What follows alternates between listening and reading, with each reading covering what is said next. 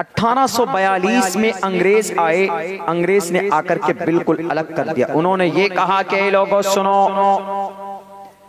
दुनिया की सबसे शक्तिशाली किताब कोई है, दुनिया की सबसे ताकतवर निजाम अगर कोई है तो मोहम्मदुर रसूलुल्लाह के ऊपर जो किताब नाजिल हुई वही है। कहा कि कैसे?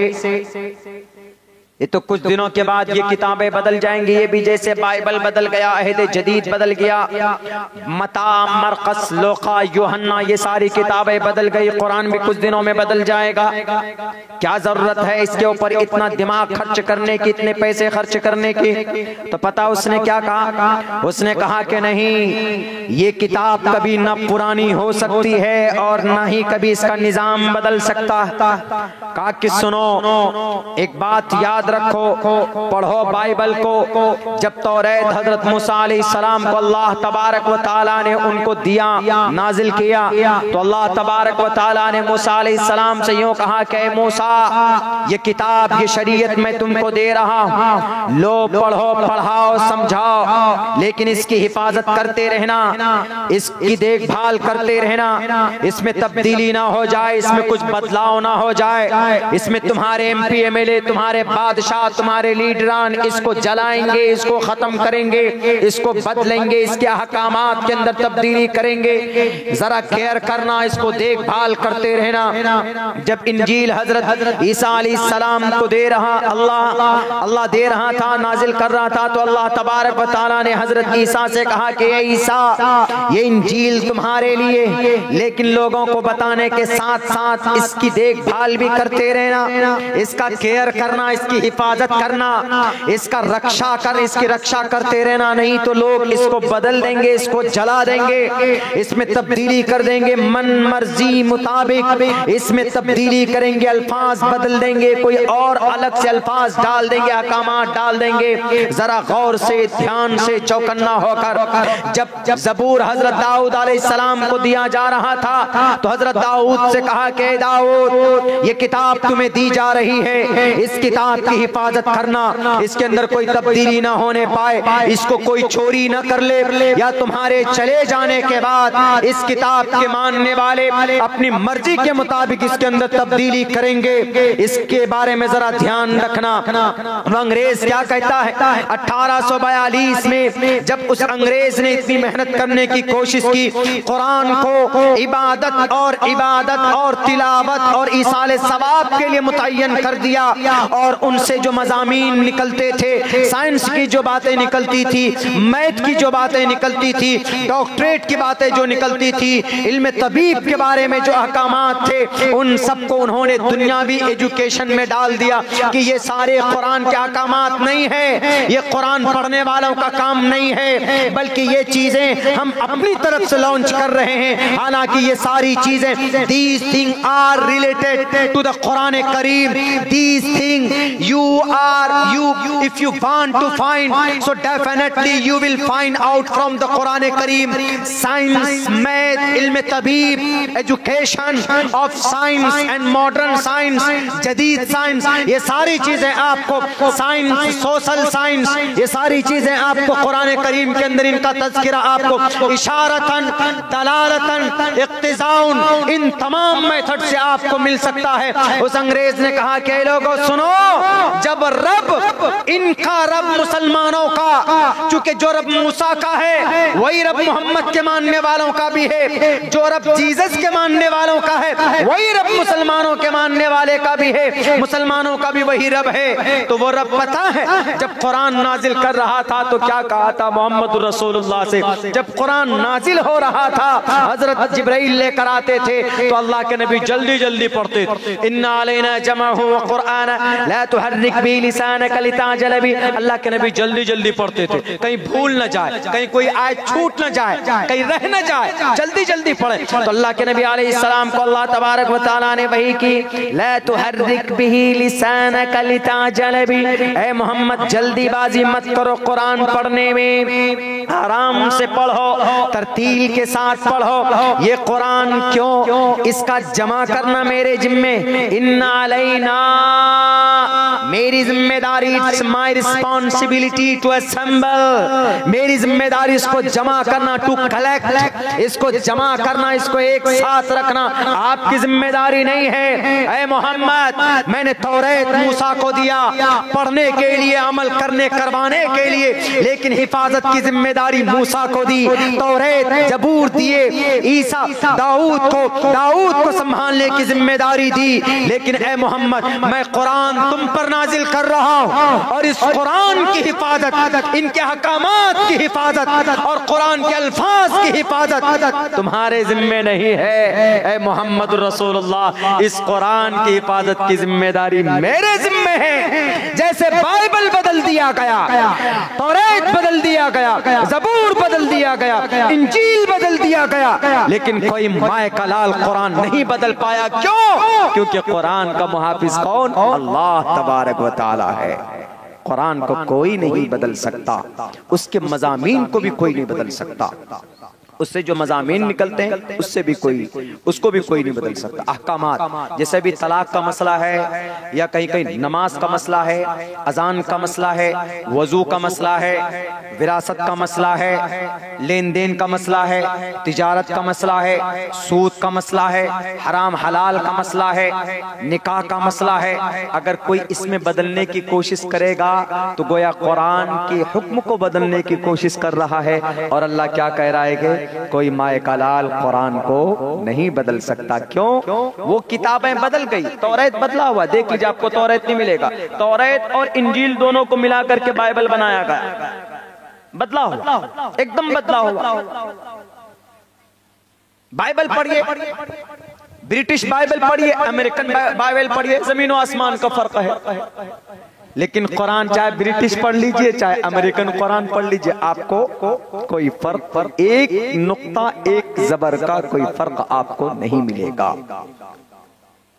बिल्कुल नहीं मिलेगा। ये दुनिया की वाहिद किताब। पता फिर उसने क्या कहा? उसने कहा कि मौलाना कोई नई चीज होनी चाहिए।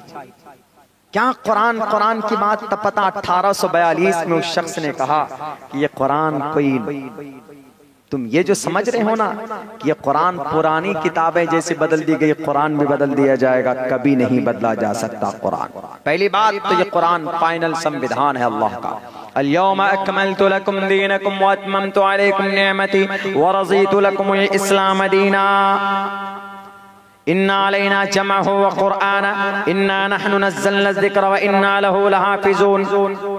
और मोहम्मदुर रसूलुल्लाह ने कहा भी, अना खातिमुन नबिय्यीन ला नबिय्य बादी, मेरे बाद कोई नबी नहीं है। अल्लाह की तरफ से जो वही जो पैगामात आए बिल्कुल स्ट्रॉन्ग है, आखिरी है, लास्ट है, कोई तब्दीली नहीं, कोई कमी बेशी उसमें नहीं। मैं आखिरी नबी हूँ, कोई नबी भी नहीं आने वाला कि नहीं बाद में मेरे बाद कोई नबी आएगा तो उसको उसके जरिए से कोई और पैगामात आएंगे, बिल्कुल नहीं। अना खातिमुन नबिय्यीन, संस्कृत में यजुर्वेद में एक मंत्र है, कहा गया यज्ञम पहले अम्र है। यज्ञम जैसे अरबी में पढ़ते हैं उबुदू रब्बकुम, मतलब अपने रब की इबादत करो। अम्र है, अम्र मीन्स ऑर्डर है, अम्र ऑर्डर। अकीमुस्सलाह, अकीमू ऑर्डर है, अकीमू अस्सलाह नमाज पढ़ो, नमाज कायम करो, ऑर्डर है। ऐसे ही यज्ञमा पर छुछाम यवम सतदतु तो निबोस्ति कबरितम पूर्वियम गतम कस्तद्दि, पूर्वियम गतम जो तुम्हारे पूर्वज से चला आ रहा है, पहले से जो चला आ रहा है। यज्ञमा पर छुछाम यवम सतदतु तो जो सच्ची बातें वो लेकर आ रहा है। और आखिरी तरीका इबादत, अल्लाह के नबी की बताए जो तरीका इबादत, हम लोग जो नमाज पढ़ते हैं, हम लोग ज़कात देते हैं, रोजा रखते हैं, तरीका किनका है? ऑर्डर अल्लाह का, लेकिन तरीका किनका है? मोहम्मद रसूलुल्लाह सल्लल्लाहु अलैहि वसल्लम का। क्या बताया? यही चीज इस मंत्र में बताई गई। यज्ञम परचुचाम यमम सतदतो तो निबोस्ति कबरितम पूर्वियम गतम कस्तद्दि भारतीय दुनिया वालों, आखिरी तरीके इबादत बताएगा, उसी तरीके इबादत पर इबादत करो। यज्ञम, इबादत करो। यज्ञ मीन्स, बोलते हैं ना कि आज यहाँ यज्ञ हो रहा है, ये नेताजी के घर में हादसा हो रहा हुआ तो यज्ञ कर रहा है। यज्ञ का मतलब इबादत करना, यज्ञ का मतलब जिक्र करना। यज्ञम पर चुचाम एवं यज्ञ, इसी से यज्ञ से है योगी। उत्तर प्रदेश वाला योगी नहीं, योगी मीन्स इबादत गुजार। यज्ञम पर छुछाम एवं, वो तो बाद में सीएम बने ना, लेकिन पहले तो योगी थे। योगी का मतलब ईश्वर का भक्त। ईश्वर का भक्त तो वही होता है जब सब चीज से संन्यास ले ले। ईश्वर ईश्वर करता है, राम राम करता है। यही राम राम करने पर वाल्मीकि, रत्नाकर वाल्मीकि जो चोर था, डाकू था, उसका नाम क्या पड़ा? रत्नाकर वाल्मीकि। वाल्मीकि रामायण। इसी वाल्मीकि ने चूंकि 1100 साल तक बैठकर एक जगह पर इसने राम राम राम राम उनका माला जपा, तो उनको घुन लग गया। घुन मट्टी, आप एक खूंटे को गाड़ दीजिए और उसको सालों मत उठाइए, देखिएगा उस खूंटे में घुन लगता है कि नहीं लगता है, बेजान हो जाएगा। ऐसे उनकी पूरी बॉडी के ऊपर वाल्मीकि, घुन को संस्कृत में वाल्मीकि बोलते हैं, इसलिए उनका नाम पड़ा रत्नाकर वाल्मीकि। रियल नाम है रत्नाकर वाल्मीकि। वाल्मीकि रामायण। तो तब जब उन राम के नाम से, एक वाकया है लंबा, राम के नाम से वो प्रभावित हुए, उनका जब जिक्र करते करते उनके पूरे बदन पर जब वाल्मीकि चढ़ गया, तो रत्नाकर वाल्मीकि और उसी वाल्मीकि ने 1100 साल बाद जो किताब लिखी श्री रामचंद्र जी के ऊपर, उसी को वाल्मीकि रामायण कहा जाता। वाल्मीकि रामायण उसी को कहा जाता। तो जो आदमी ईश्वर की भक्ति करता उसको बोलते हैं योगी। उत्तर प्रदेश वाला योगी नहीं, बल्कि योगी मतलब ईश्वर का भक्त। जैसे हम में अल्लाह का कोई नेक बंदा है, अल्लाह की इबादत करता है, झूठ नहीं बोलता, हम लोग क्या बोलते हैं? ये बड़ा इबादत गुजार बंदा है, ये बहुत नमाज पढ़ता है, ये बड़ा मुत्तकी है, ये बड़ा परहेजगार है, हम लोग बोलते हैं। इसीलिए बोलते हैं चूंकि उनके बारे में कहा गया है कि भाई वो ईश्वर का भक्त था, इसीलिए उसको यज्ञम, पहले अम्र है यज्ञमो। संस्कृत में जैसे हम यहाँ बैठे हैं, उपविशतु, बैठो। अंग्रेजी में क्या बोलेंगे? अंग्रेजी में 2-3 वर्ड इस्तेमाल करते हैं। प्लीज हैव अ सीट, इज्जत से बोलेंगे हैव अ सीट, बैठिए। या बोल देते हैं टेक योर सीट, बैठ जाइए। छोटा होता है, छोटा होता, बड़ा होता कहता है सिट डाउन, है ना, ऑर्डर, बैठो। हैव अ सीट का मतलब भी वही है, टेक योर सीट का भी मतलब वही होता है, सिट डाउन का मतलब भी वही होता है, लेकिन वो बदल जाता है, लेवल बदल जाता है। संस्कृत में उपविशतु, बैठो, खादतु, खाओ, इजलिस अरबी में बोलेंगे बैठो। तो इसे उपविशतु, यज्ञमो, यज्ञमो। इस कल हमने एक मंत्र पढ़ा था कल के जलसे में, उसमें ये था यत्र नार यस्तु, यस्तु यस्ति, वो भी अम्र है, वहां पे ऑर्डर है। संस्कृत में कहा गया यज्ञम परचुचाम यवम सतदतु तो निवोस्ति कवरितम पूर्वियम गतम कस्तद्दि विभारति। ए लोगों, आखिरी तरीका बताएगा, तरीक़े इबादत। कौन? आखिरी नबी, अंतिम महर्षि नबी पाक अलैहिस्सलातु वस्सलाम। लोग, वो अंग्रेज कहने लगा 1842 में ये किताब कभी पुरानी नहीं होगी। तुम समझते हो कि पुरानी है? सवाल उठाकर देख लेना, कभी भी सवाल उठाकर देख लेना। तो आज क्या कहा जाता है कि मोहम्मद गलत नहीं है, कुरान भी गलत नहीं है, लेकिन एतराज का तरीका बदल दिया है। वो लोग ये कहने लगे कि मोहम्मद भी ठीक है और कुरान भी ठीक है, लेकिन अब चूंकि जमाना नया आ चुका है, मॉडर्न जमाना आ चुका है मौलाना, और कुरान कब नाजिल हुआ? 1450 साल पहले नाजिल हुआ। अल्लाह के नबी कब आए? 1450 साल पहले आए। अल्लाह के नबी के तरीके को 1450 साल पहले का तरीका अभी नहीं चल सकता है। देखिए अब तरीका, एतराज बदल दिया है। है। आजकल का मीडिया वाला, कुछ मीडिया तो वो है जो हम टीवी में बैठकर देखते हैं, टीवी में, लेकिन कुछ मीडिया वो होता है जो ब्लॉग्स, आर्टिकल्स जो लिखे जाते हैं, मीडिया गूगल पे लिखे जाते हैं, क्रोम पे लिखे जाते हैं, और वेबसाइट्स होता है, उनके अंदर पढ़िए, उनके अंदर ये बड़े बड़े आर्टिकल्स होते हैं, उसके अंदर रियलिटी होती है, सच्ची बात उसके अंदर, और बहुत सारी प्रोपेगेंडे और साजिशें उसके अंदर रची जाती। वो कहते हैं कि we accept that prophet Muhammad सल्लल्लाहु अलैहि वसल्लम, he was honest, he was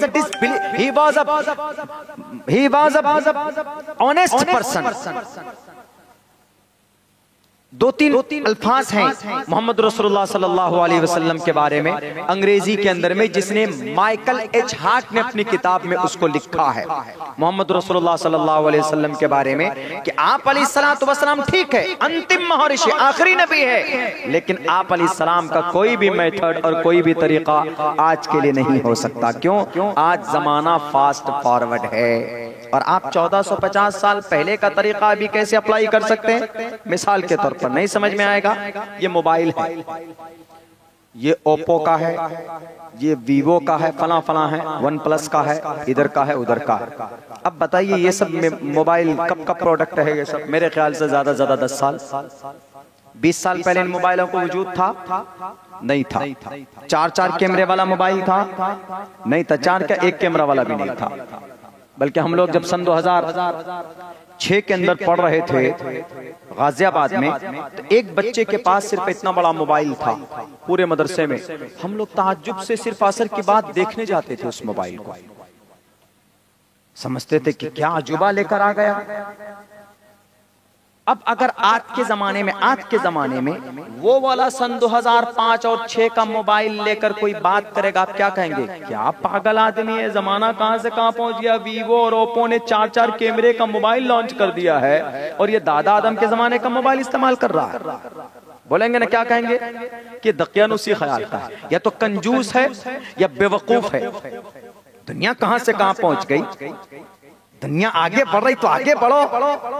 देखिए तरीका आप क्या कह रहे हैं, अब एतराज का तरीका बदल गया, आपके मोहम्मद पर, आपके कुरान पर, तो कैसे जवाब दोगे? मैं उस जवाब को आपको बताना चाहता हूं मेरे भाइयों, उस जवाब को सुनिएगा। क्या कुरान पुराना है? क्या मोहम्मद रसूलुल्लाह लाइफ, रसूलुल्लाह की जिंदगी, उनका मेथड क्या पुराना है? आपको ऐसा लगेगा, सवाल करने वाले का सवाल सुनकर, देखकर आपको ऐसा लगेगा कि यकीनन शायद हम गलत हैं, ये आदमी जो सवाल कर रहा है ये सही है। आप कहेंगे वो सवाल यूं करता कि दुनिया आगे बढ़ रही है, वो चीजें छोड़ो, आगे बढ़ो, मॉडर्नाइज को इस्तेमाल करो, जदीद साइंस का गुलाम बनो, छोड़ो कुरान को, छोड़ो अल्लाह के नबी की जिंदगी को। हम कहेंगे कि नहीं, हम तो आशिक़े रसूल हैं, मर जाएंगे मिट जाएंगे, हम मुहिब्ब रसूल हैं, हम कुरान के दीवाने हैं, हम मोहम्मद रसूलुल्लाह सल्लल्लाहु अलैहि वसल्लम के उम्मती, हम ना मोहम्मद को छोड़ सकते, ना कुरान को छोड़ सकते, ना अल्लाह के एक होने के अकीदे को अपने दिलो दिमाग से निकाल सकते, यही कहेंगे ना। लेकिन सवाल करने वाला सवाल करेगा, अच्छा चलो ठीक है, तुम मुहिब्ब रसूल हो, रसूलुल्लाह से मोहब्बत का दावा करते हो, तो तुमको यहाँ से, अगर तुमको हावड़ा से अगर आपको कहाँ जाना पड़े, कलकत्ता से अगर आपको सिल्लीगुड़ी जाना पड़े, तो आप किस में जाएंगे? आपको तेज जाना पड़े, तो आप तो आशिक़े रसूल हैं, मुहिब्ब रसूल हैं, तो मोहम्मद रसूलुल्लाह जिन चीजों से सवारी की चले, आप वही चीज लेकर जाएंगे ना। क्यों? मोहम्मद रसूलुल्लाह से मोहब्बत करते हैं। आप जिन जिन चीजों